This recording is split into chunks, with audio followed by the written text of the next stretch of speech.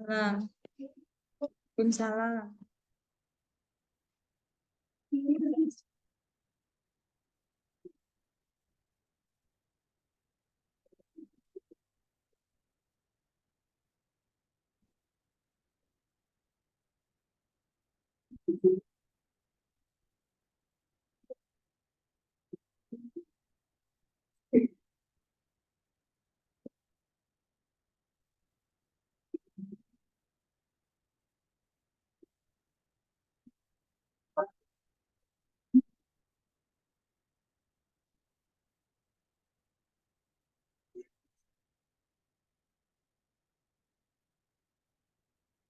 Bisa ya?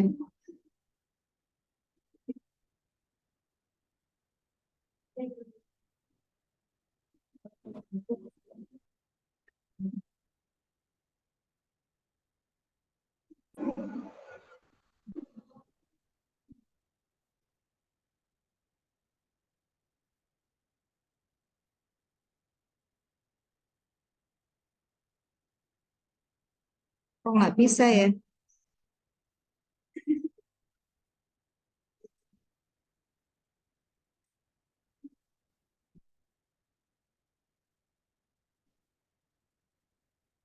Alhamdulillah.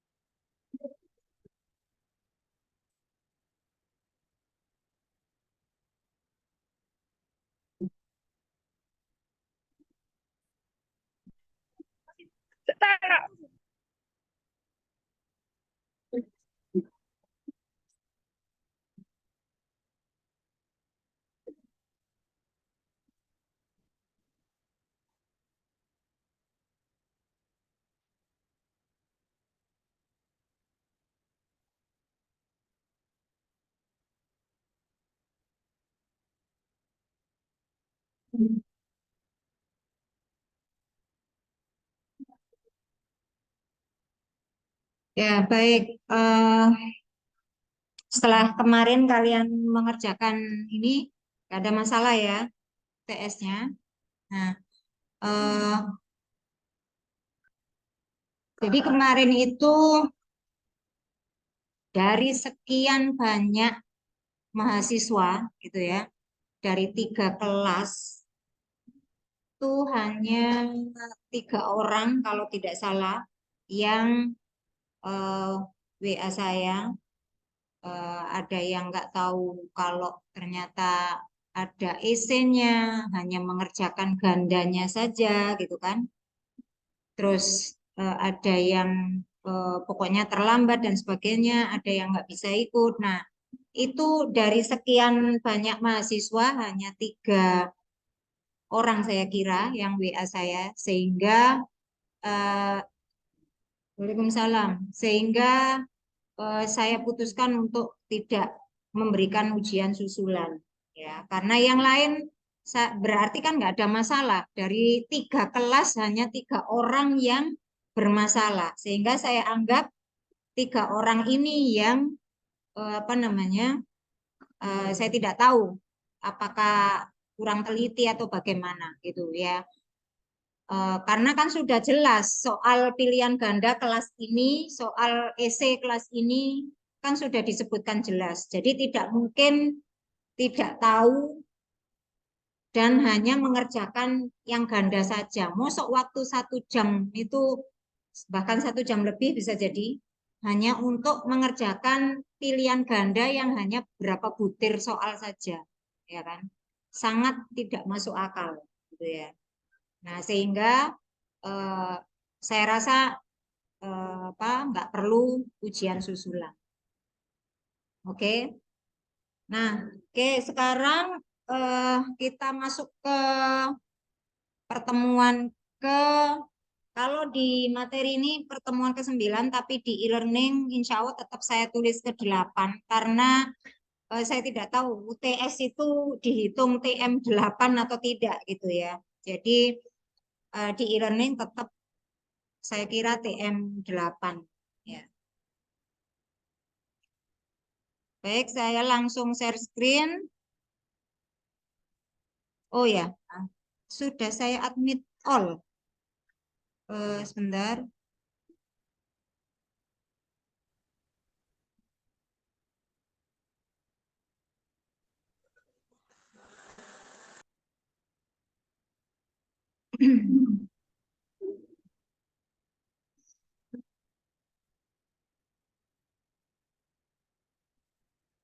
Salam.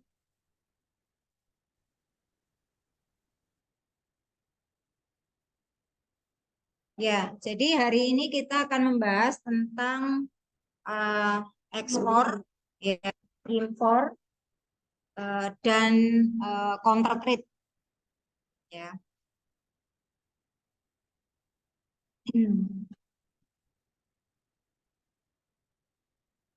Nah, jadi sebelum masuk, kalau secara definisi kita semua saya rasa sudah paham ekspor itu apa, impor apa gitu ya. Jadi intinya kalau ekspor itu pasti menjual produk ya, baik itu barang maupun jasa ke luar negeri, ya kan. Nah, sebaliknya kalau impor itu adalah mendatangkan atau membeli produk baik itu barang maupun jasa dari luar negeri, ya kan. Nah, yang terkait dengan ekspor impor, pertanyaan yang banyak kita jumpai atau yang kemudian menjadi pemikiran itu adalah eh, apa jenis perusahaan dari ekspor. Maksudnya perusahaan-perusahaan yang seperti apa gitu ya, yang bisa melakukan ekspor. Ya. Nah, kalau kemarin kita sudah membahas tentang multinational corporation, ya kan, perusahaan-perusahaan multinasional. Nah, maka jadi ya mereka-mereka itu sebetulnya aktor-aktor utama dalam ekspor impor. Ya, jadi nah kemudian yang berikutnya apa saja yang kemudian eh, di, di dapat diambil gitu ya manfaatnya oleh perusahaan-perusahaan itu ketika melakukan ekspor maupun impor ya. Saya terganggu ya, ngacanya nanti aja ya. Ya. eh, oke. Ya, oke. Nah, jadi volume kegiatan ekspor dalam perekonomian dunia itu meningkat ya menjadi lebih mudah karena adanya, nah, yang terkait dengan kemarin itu, jadi beberapa kebijakan perdagangan internasional yang sudah Anda pelajari, ya, yaitu misalnya ada kebijakan tarif, ya, ada kebijakan kuota, ya, dan juga kebijakan non tarif lainnya atau biasanya disingkat dengan NTB. Kemarin kita sudah bahas itu. Nah, volume ekspor menjadi semakin besar gitu ya, peluangnya besar di berbagai negara ya, tidak hanya di negara-negara maju, tapi bahkan ya hampir semua negara punya peluang untuk melakukan ekspor. Kenapa? Karena adanya penurunan hambatan perdagangan gitu ya yang diatur oleh WTO. Kemarin kita juga sudah bahas beberapa lembaga-lembaga ya kan internasional yang mengatur regulasi atau kemudian kebijakan-kebijakan yang terkait dengan perdagangan internasional ya. Nah, kembali lagi bahwa jika berbicara tentang perdagangan internasional atau bisnis internasional, mau nggak mau yang kita bahas adalah ekspor dan impor. Ya. Nah, tetapi untuk masing-masing negara itu sebaiknya meminimalisir apa? Ekspor apa impor? Impor ya.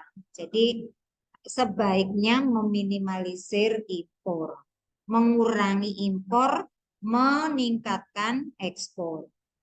Ya, karena ya impor hanya bisa diturunkan, diminimalisir, dikurangi, tidak bisa dihilangkan, ya, tidak bisa dinolkan. Kenapa tidak bisa? Ya karena semua negara tidak mampu memproduksi kebutuhan dalam negerinya sendiri. Ya, pun negara-negara yang sudah maju, selalu ada saja komoditas atau produk-produk yang tidak bisa mereka produksi sendiri, sehingga mereka harus mendatangkan dari luar negeri. Nah, otomatis itu ada impor. Nah, di neraca perdagangan itu akan saling berkaitan. Ya, jadi kalau ekspornya tinggi, posisi perdagangan neraca perdagangannya tentu saja di balance sheet-nya itu akan positif. Ya, seperti itu. Nah, yang kedua adalah perjanjian ekonomi regional. Jadi kemarin kita juga sudah bahas itu ya. Jadi itu yang akhirnya memberikan ruang gitu ya, ruang lebih kepada negara-negara di seluruh dunia. Pokoknya mereka punya keunggulan komparatif gitu ya, karena kan ada beberapa teori kan kemarin ya. Jadi ada merkantilisme, ada keunggulan komparatif, keunggulan mutlak atau keunggulan absolut dan sebagainya. Ya. Nah, masing-masing negara dengan keunggulan masing-masing itu berpeluang untuk mengekspor. Ya. Oke. Nah, berikutnya. Nah, apa yang perusahaan-perusahaan inginkan apa namanya yang perlu mereka lakukan ketika melakukan ekspor ya jadi eh, apa yang harus dipertimbangkan gitu ya ketika perusahaan-perusahaan multinasional tadi melakukan ekspor. Nah, yang pertama harus mengidentifikasi peluangnya dulu ya. Jadi walaupun punya produk unggulan gitu ya, punya apa namanya produk-produk yang kompetitif, yang bersaing dan sebagainya, gitu ya. Tetapi jika tidak ada peluang, maka juga tidak mungkin gitu. Karena apa? Ya tidak ada yang beli kan gitu, ya. Ada peluang itu berarti ada pasar, ada permintaan. Karena besarnya apa tingkat ekspor dan impor itu sangat tergantung kepada apa namanya demand and supply di pasar. Jadi semakin tinggi permintaan ke suatu negara, maka peluang ekspor akan semakin besar. Ya. Nah, oke, baik. Yang kedua, menghindari sejumlah masalah yang tidak terduga. Ya, terkait dengan melakukan bisnis di pasar luar negeri. Jadi menghindari sejumlah masalah yang tidak terduga. Seperti apa kira-kira masalah-masalah yang mungkin dihadapi yang tidak terduga? Nah, ini berkaitan dengan tugas Anda kemarin itu, ya kan? Tantangan, ya kan? Jadi tantangan di bidang hukum apa? Di bidang apa namanya marketing, pemasaran, ya kan? Nah, itu semua yang harus diantisipasi.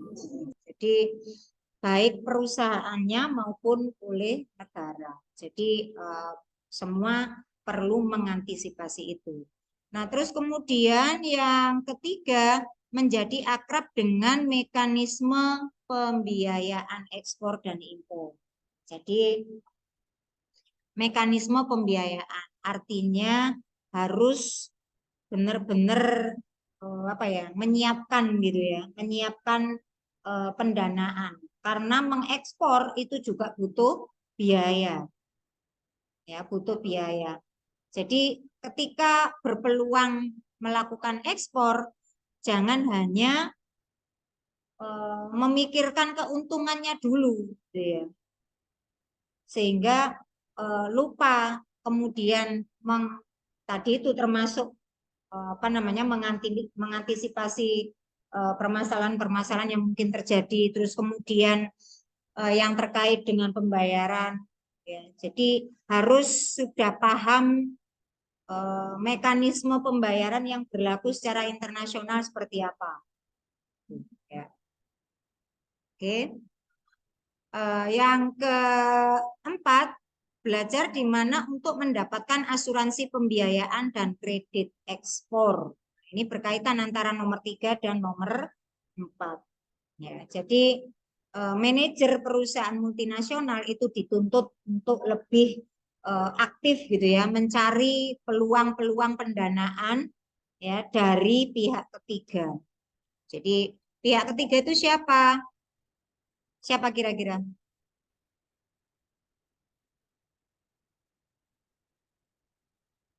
Kalau misalnya terkait dengan pendanaan, kita mau melakukan satu bisnis misalnya, walaupun tidak bisnis secara global atau internasional,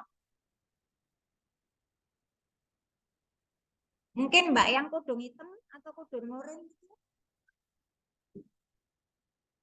Mbak ngobrol deh soalnya dari tadi ya, saya perhatikan ya.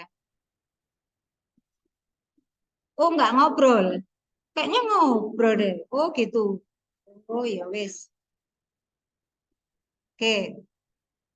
Nah, jadi apa kira-kira yang siapa kira-kira pihak ketiga yang bisa apa dirangkul atau kemudian ketika kita membutuhkan pendanaan? Bank kan? Ya, jadi perbankan, terus kemudian atau lembaga-lembaga keuangan yang lain, bisa koperasi, ya kan? Tapi saya tidak tahu kalau koperasi apakah mampu ya, karena skala ekspor ya.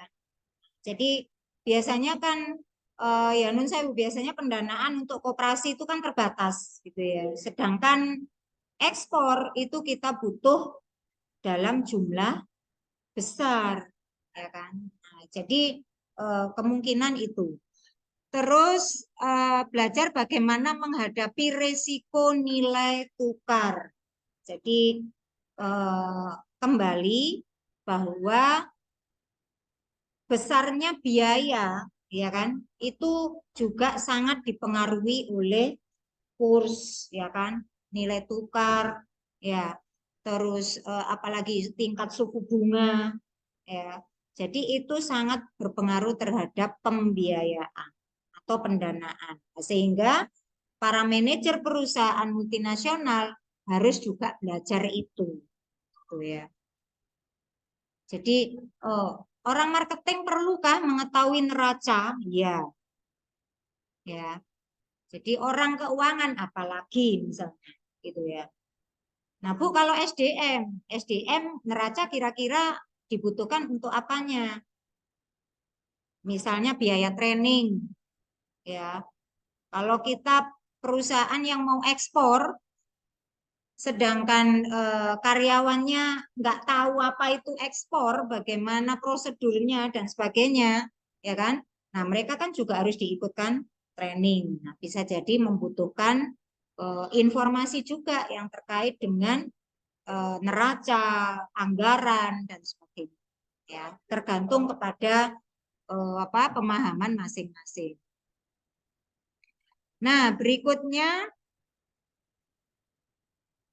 Nah, jadi di sini ada istilah janji dan perangkap ya. Jadi tadi itu antara eh, peluang atau keuntungan dengan risiko. Ya. Jadi kalau berbicara tentang Salam. Ya, ya.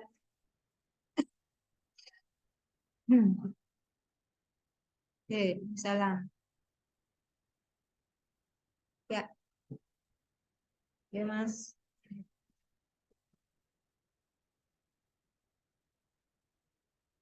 Oke. Nah,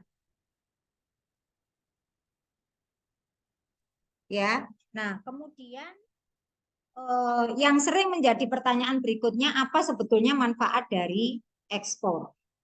Ya. Nah, manfaat dari ekspor, ya.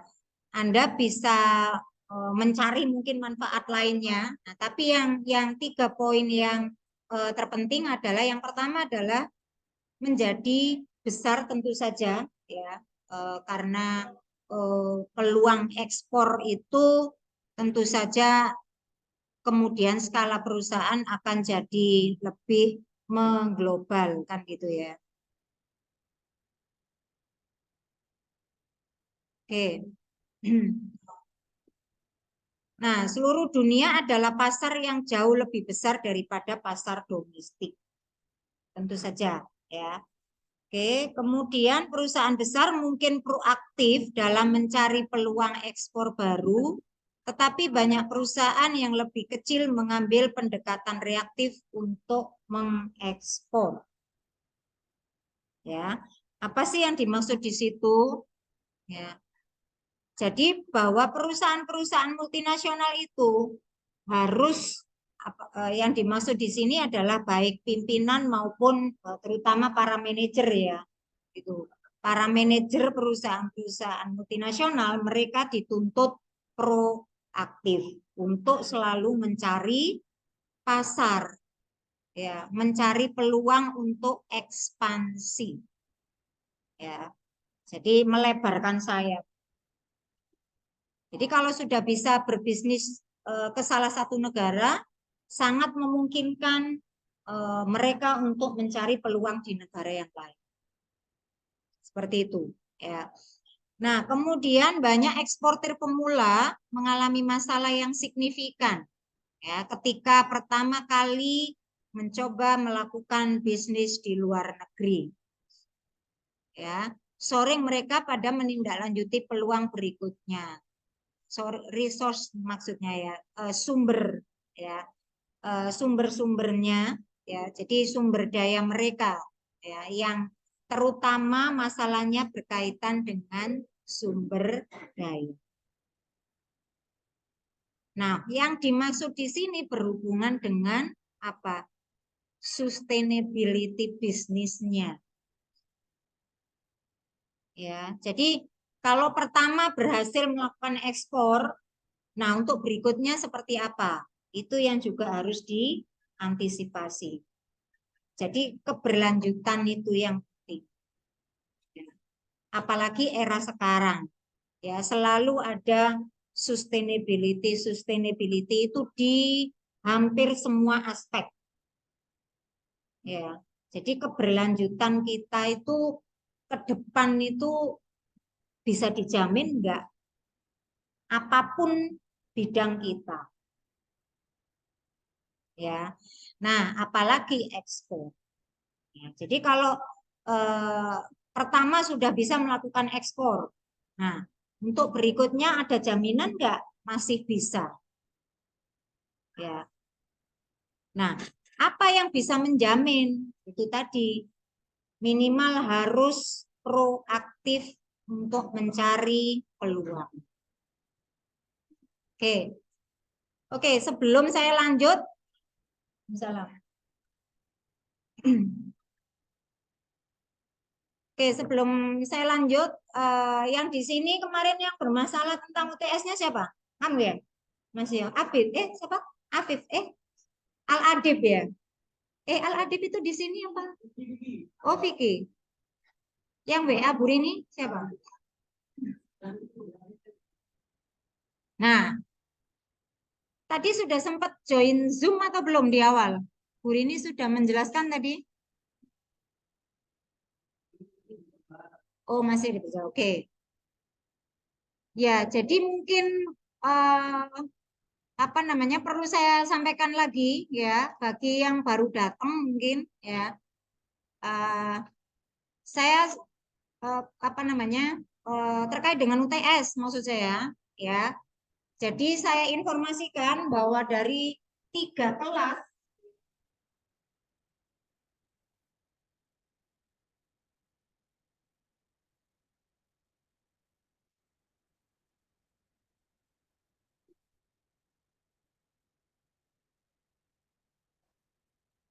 lima 90 lah. Nah, dari sekian mahasiswa itu hanya 3 orang ya kemarin saya kira yang WA saya terkait e-learning ujiannya bermasalah. Yang bermasalah bukan e-learningnya ya. Contohnya Fikri ya, Fikri ya. Kok jadi Fikri ya? Ya, Fikri ya. Jadi dia bilang dia nggak tahu kalau ada EC. Jadi dia hanya ngerjakan ujian ganda. Ya, halo bayangkan ya. Nah, lah ya, jadi sehingga saya memutuskan karena UTS kan mata kuliah saya hari Rabu aja kan. Nah, jadi saya sudah memutuskan tidak ada ujian susulan gitu ya. Karena dari sekian mahasiswa itu yang bermasalah hanya 2-3 orang sehingga sangat tidak efektif jika saya harus kemudian sibuk repot membuat soal lagi untuk ujian susulan 2 atau 3 orang gitu ya. Jadi nggak masalah, anggap aja UTS-nya apa namanya, misalnya kalau misalnya dapat separuh ya, ya sudah nanti digenjot di AS ya. Ya gitu. Jadi eh, apa namanya, karena di situ udah jelas sih ya, di e-learning itu pilihan ganda untuk kelas ini, EC untuk kelas ini gitu ya. Nah, itu yang terkait dengan ujian. Terus sebentar, tadi di awal itu kan masih hanya beberapa orang ya. Jadi saya kembali menyampaikan ya, eh, di hari Minggu kemarin itu ada berita duka ya, sudah tahu ya semua ya. Ya, jadi monggo dalam hati masing-masing dikhususkan mengirim Al-Fatihah untuk beliau ya. Tadi kita sudah bersama-sama di awal ya. Jadi apa namanya, Bapak Pembina ya. Nah, itu eh, sedo kemarin karena sakit. Ya, jadi eh, cuman memang ya kalau ini jadi merinding ya karena kaget juga gitu. Pak, ya kita tahu sih beliau gerah, tapi tidak menyangka artinya kondisinya mungkin separah itu atau dos pundi gitu ya, atau gimana gitu ya, sehingga eh, baru kemarin tuh udah langsung ada apa berita duka itu gitu ya. Jadi eh, dimohon keikhlasan hati ya kalian untuk apa mengirimkan Al-Fatihah khusus untuk beliau ya. Oke. Nah, kembali ke iya ke slide ya. Eh,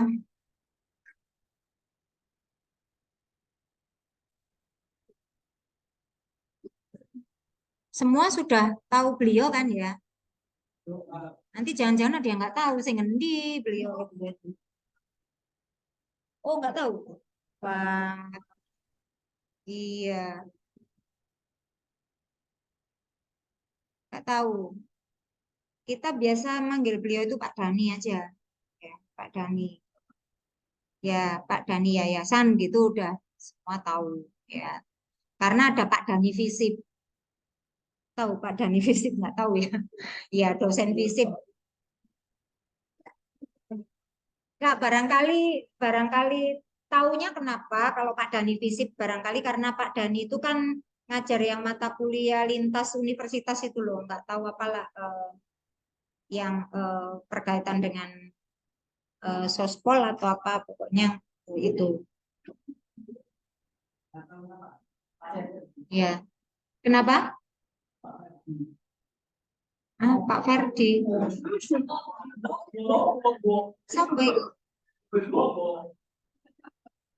ada tak namanya Pak Ferdi? Enggak, barangkali ada dosen baru saya nggak tahu gitu. Kok baru dengar Pak Ferdi gitu. Kalau yang baru-baru itu dosen FKIP yang olahraga itu ada Pak Rendis, ada Pak. Oh, mesti roh ini Pak Rendis langsung GPL paling. Nggih, jare. Ya, itu Pak yang baru-baru kan itu beliau-beliau itu ya. Oh, dendam pribadi. Ojo lah, nggak oleh. Ya, harus move on, harus. Oke, ini kok sudah running out ya, Masya Allah. Iya, sih. Ya, ya, screenshot dulu, screenshot dulu.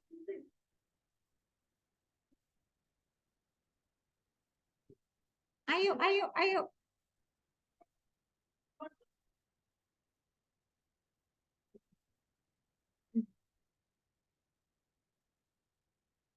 Nerisa, Milanita, Dea Novita,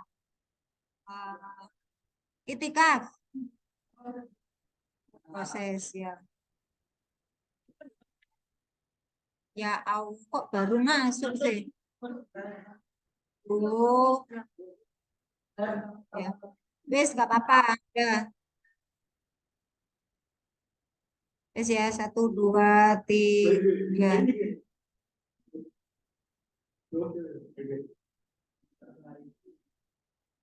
Ya, sudah kok. Ya, wes, bagus.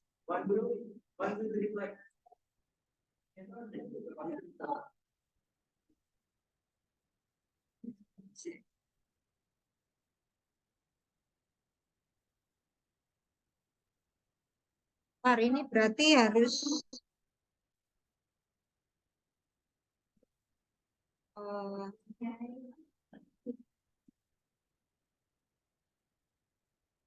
iya settingnya ini.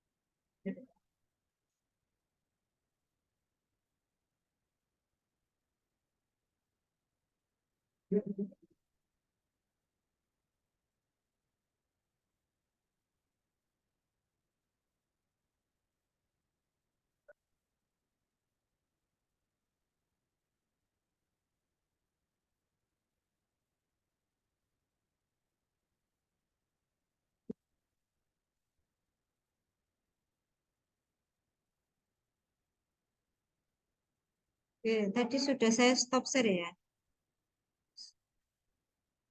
Berarti ini saya end saja langsung.